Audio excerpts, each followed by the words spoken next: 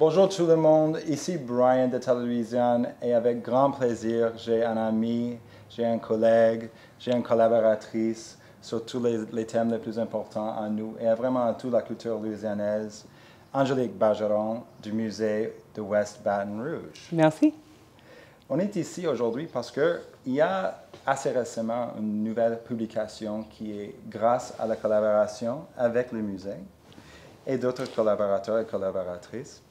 Une publication sur les thèmes de la musique blues, des juke joints et aussi des endroits historiques qui ont joué un grand rôle dans le développement de la culture louisianaise et notamment sur le côté ouest du fleuve Mississippi. Quelle est l'origine de ce livre-ci? Ce projet a commencé avec le Juke Joint ici sur notre campus au musée de West Baton Rouge et nous avons décidé de faire ce livre pour donner un peu d'histoire sur les bougs de cette paroisse, de ce côté du fleuve qui ont joué un grand rôle dans l'évolution de la musique des blues ici en Louisiane. Donc, nous avons l'artiste J.K. Lawson, John Lawson, qui a fait des collages des différentes musiciennes. Et puis Cathy Hambrick, notre directrice d'interprétation, elle a fait l'histoire de chacun de ces musiciennes. C'est le féminin, sorry. Non, c'est bon. Non, c'est tout à fait bon. Got that. Donc, dans I said a bad word. Mais pas un gros mot. No, I said a seal. That's what I said. That's what I meant. Pardon my French. Tant mieux comme ça. Dans ce livre-ci, on trouve bien beaucoup de collaborateurs et collaboratrices sur l'histoire de la paroisse et aussi de la région en particulier. Quelles sont les figures les plus importantes et les plus influentielles d'après ton expérience? À ça, pour nous, c'est Kenny Neal. C'était à cause de lui qu'on a cette juke joint ici. C'était son idée. J'ai fait une exhibition sur la legacy de sa famille, la famille des Neals ici. Mais l'autre fois, c'était bien sûr Slim Harpo, qui était juste là-bas. Et c'était lui qui a influencé beaucoup des musiciens de British Invasion, the Rolling Stones, comme ça, on jouait toute sa musique. Donc vraiment un phénomène qui est né ici dans la paroisse de West Baton Rouge. Oui, bien sûr.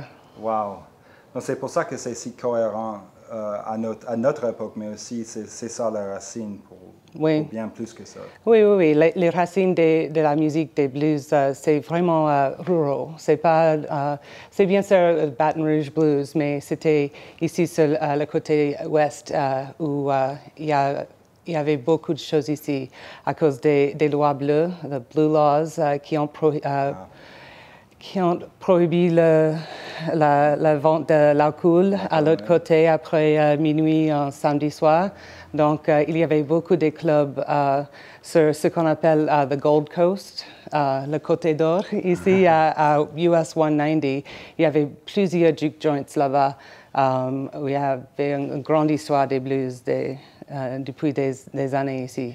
Voilà, wow.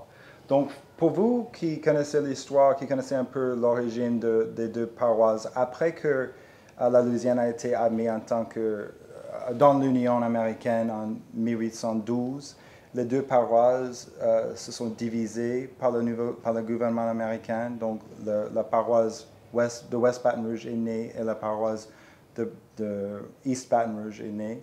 Et donc on voit sur le côté ouest, notamment pour ce livre-ci, le berceau non seulement des juke joints, dont on va parler super, mais aussi un genre de musique tout à fait américaine, mais à l'origine créole, à l'origine africaine, bien sûr. Vraiment, tout comme tout en Louisiane, un gumbo comme origine. Mais pour revenir sur le sujet de juke joints, pour la partie de notre public qui ne connaît pas qu'est-ce que c'est un juke joint, qu'est-ce que c'est un juke joint? Un juke joint, c'est un endroit où Bouguier qui était travaillé dans les champs, qu'il peut se divertir un peu. Pour juke, ça veut dire cut loose. Se divertir. Oui, oui. To dance, to have a good time. Prise. Yeah. Ouais. So the juke, c'était où les Boug qui travaillent dans les plantes, dans les champs, dans tous les endroits ici, qu'ils peuvent prendre un peu de paix après une longue journée. Oh, wow. Donc, c'était vraiment un espace pour eux-mêmes et Oui. pour lâcher prise de quotidien. Oui. Et faire ce qu'ils voulaient faire. Bien sûr, pour la population africaine ici, les créoles, les africaines, les créoles de couleur, parce que les juke joints étaient les espaces noirs en Louisiane. Oui.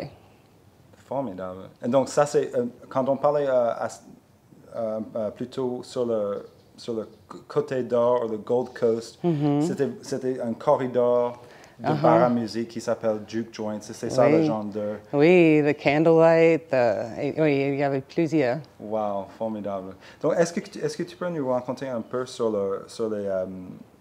l'artiste qui s'est chargé de ce projet et aussi des autres personnes responsables pour la publication? Oui, bien sûr. Donc, c'était vraiment à cause de James Fox Smith à Country Roads que nous avons fait la connaissance de John Lawson, l'artiste qui a fait tous les collèges ici.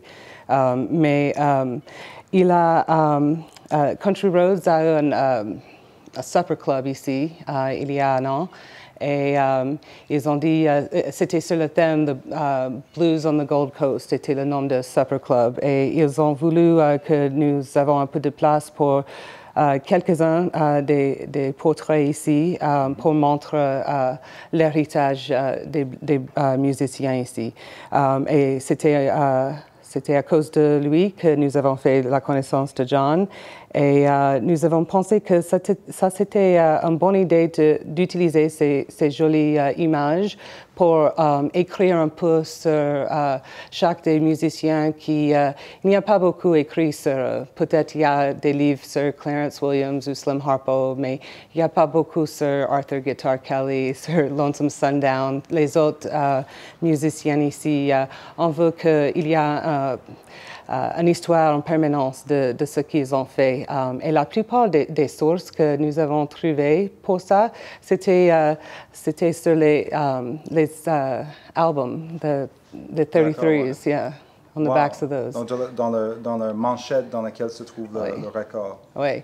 Donc, nous avons fait une petite liste des références en bas du livre pour citer nos sources. Oh, wow! Formidable! Ouais. Donc, c'est vraiment aussi une illumination envers les histoires qui sont probablement moins connues. Oui, c'était beaucoup. Oh, beaucoup sur ça. Ouais. C'est probablement 2 sur 3 des références dans le livre. C'est absolument formidable. Je sais que moi, j'ai déjà lu. Il faut que vous achetiez une copie vous-même.